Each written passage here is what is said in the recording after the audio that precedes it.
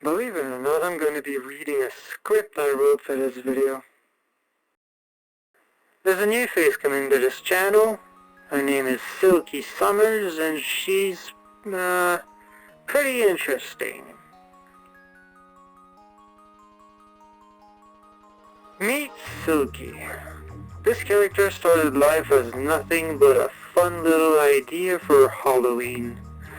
A spider afraid of everyone and everything, with the bonus of being shy, but so very adorable. She had no name or basic knowledge of the world around her, like most spiders really.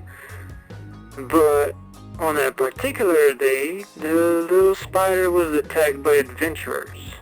They burned her webs and hunted her down for the entire day without luck. They couldn't find her, so they couldn't kill her, but the only thing they did manage was leaving her so stressed out that once she fell asleep, her mind wandered into a specific location, the realm of dreams, the Dream Tree.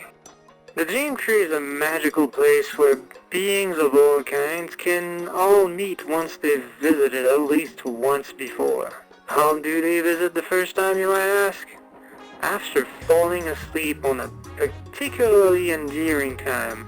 So Miss Little Spider has had one of the worst days of her life, and, as far as she knows, wakes up in a different world full of lots of very tall and frightening beings of all kinds. It had just gone from bad to worse. She spent some time in the realm trying to find ways back home, but she quickly realized that none of these people, however scary they were not attacking her. In fact, in particular, a very imposing, sort of cat person seemed to show interest in the little critter. From there, it took almost no time at all for this gentle giant named Solace to give her a name and take her under his wing. He gave her a room in his home, fed her all the food she could eat, and took the time and gentle touch to make her feel comfortable. Little Silky couldn't believe it. It was absolutely unimaginable. Traveling to new realms, having a name, food, and a home, with someone caring for her? This truly felt like a new life. Nothing to do with what she knew before. Days passed, and Solace, the gentle beaskin, taught her the basics. How to behave around people, how to eat properly, what to do in society, and Silky proved to be able to learn and adapt very quickly. The two formed a bond, and over some time the little spider was introduced to a new place, the city of Blackstone.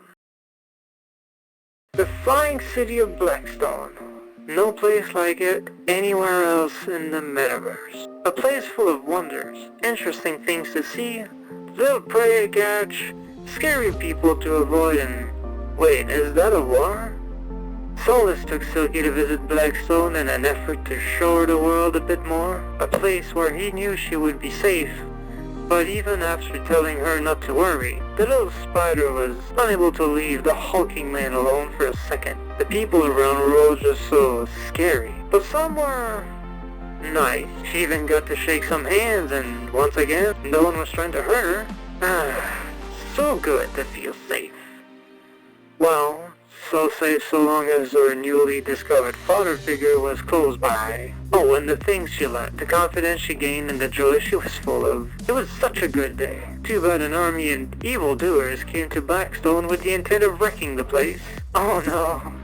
It was the scariest thing ever. But have no fear, Solace is here. He had her guarded and hiding at the inn, while he and a slew of others took care of business. In no time at all, and seemingly without effort, the hordes of evil were dealt with, and Silky was back in her adoring snow leopard arms. It might have been a scary day, but this is when the little girl changed. She now wanted to become strong and fearless, just like the man standing before her. A few weeks passed where the two's bond only grew as Silky kept learning from her adopted father. Everything was going very smoothly, up until some individuals with fear of spiders took an incredible visible disgust in a little creature. It was so unexpected that the little Silky didn't know how to react. She had just been reminded that she was just a scary little monster, and no matter how much she would love people, people wouldn't love her.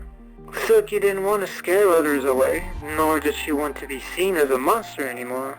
She got very sad about it, but it wouldn't last, of course, not if her loving father could do something about it.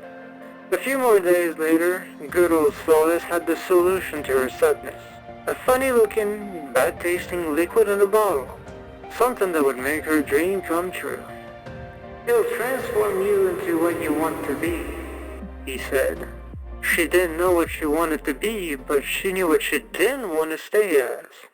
So she drank it without question. As it turned out, what she wanted to be was just like her father, the Beastkin. Apparently the potion was unable to make everything go away, leaving traces of her past self still in place.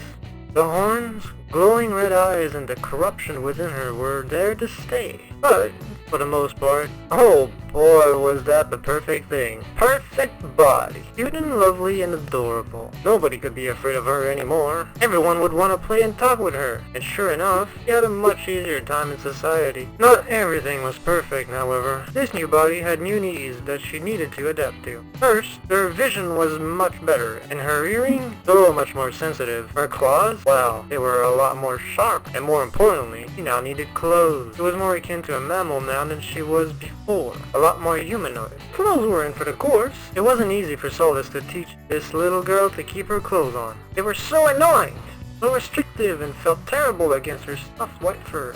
Why did she need clothes now?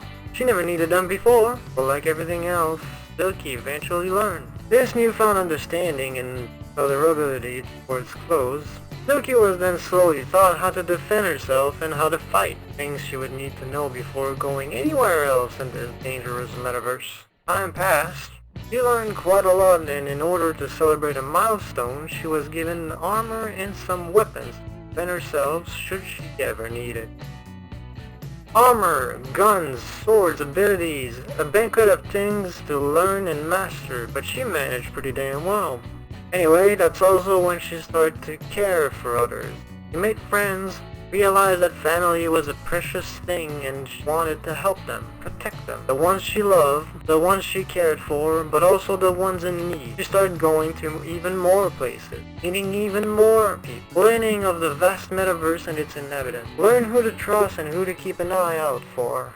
And here we are, current Silky, all armored up, guns packed, and abilities improved. She's still learning quite a lot, in fact. Magic, corruption, melee, hand-to-hand. She hasn't stopped. Every single day she's training, and then training some more. Joining adventures, hunts, missions. The world is her playground, and she sure is playing a game, having a blast at it. She might not be the most confident, but that's not stopping her from trying. Wearing her heart on her sleeve, it's hard to say Silky's full of nothing but good intentions. She's got friends, loving parents, and family members, trying to master what she can. She's become a jack of all trades, a master of none, but has a pretty good eye for sniping shit over extreme distance. She's making people smile, has role and gaining some respect, and some degree of admiration need. Surprising, all this, for a 3-year-old. All is going good and well. A bit too well, in fact, so of course things had to go south for some reason, right? Well, they did. She fell in love.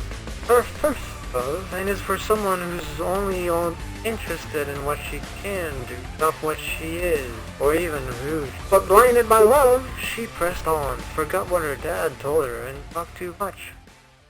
This is the upcoming Silky. One I've not yet role-played. I have no exact idea where to take things with. But that's the whole point, making it as I go.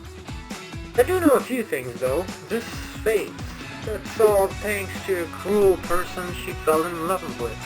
A sort of mad scientist interested in trying to push Silky beyond her own limits and use her as a tool.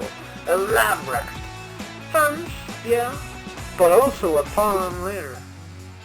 That's all I can really say for now, because this is where episode 1 will take place. A few weeks after Silky was captured. A few weeks of living through some mind-breaking experiences. So, stay tuned, we'll see you next time. Thanks for watching.